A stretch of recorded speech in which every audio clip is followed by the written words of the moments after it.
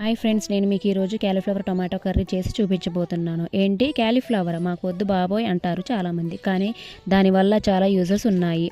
క్యాలీఫ్లవర్లో vitamin A, B, C ఉంటాయి and acidic సమస్యను కూడా తగ్గిస్తుంటాయి. అండ్ ఈజీగా కర్రీని ఎలా చేసుకోవాలో నేను మీకు ఈరోజు నా వీడియోలో చూపించబోతున్నాను. రండి. ముందుగా క్యాలీఫ్లవర్ని తీసుకొని దాన్ని లీవ్స్ అన్నీ కట్ చేసిన తర్వాత క్యాలీఫ్లవర్ని వీడియోలో చూపిస్తున్నట్టుగా చిన్న ముక్కలుగా కట్ చేసుకోవాలి. తర్వాత ఒకసారి వాటర్తో నీట్గా వాష్ చేయాలి. అదే గిన్నెలో కొన్ని వాటర్ పోసి చిటికడ పసుపు, చిటికడ ఉప్పు వేసి ఒకసారి కలిపి మూత పెట్టుకోవాలి. అదే బాయిల్ అయ్యేలోపు ఒక ఆనియన్, 2 పచ్చిమిర్చి, కొంచెం కరివేపాకు, 4 టమాటోస్ కట్ చేసుకోవాలి. తర్వాత స్టవ్ ఆన్ చేసి కళాయి పెట్టుకొని అందులో ఆయిల్ వేయాలి.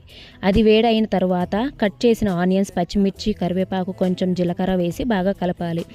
ఆనియన్ కలర్ చేంజ్ అయిన తర్వాత అల్లం వెల్లుల్లి పేస్ట్ వేసుకోవాలి. తర్వాత క్యాలీఫ్లవర్ బాయిల్ అయిందో లేదో ఇలా కట్ చేస్తే మనకు తెలుస్తుంది. ఇలా ఉడికిన క్యాలీఫ్లవర్ని వాటర్ లేకుండా తీసి ఇలా వీడియోలో చూపిస్తున్నట్టుగా కళాయిలో వేసుకోవాలి.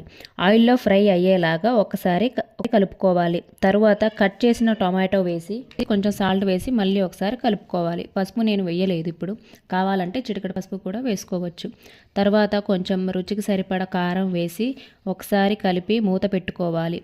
ఆయిల్ పైకి తేలేంత వరకు ఉంచాలి. క్యాలీఫ్లవర్ బాయిల్ చేసాం కాబట్టి కర్రీ తొందరగా రెడీ అవుతుంది. లాస్ట్లో కొంచెం మసాలా వేసుకుంటే ఇంకా బాగుంటుంది. క్యాలీఫ్లవర్ టొమాటో కర్రీని మీరు ఇలానే చేస్తారా, ఇంకా వేరేగా చేస్తారా నాకు కామెంట్ చేయండి.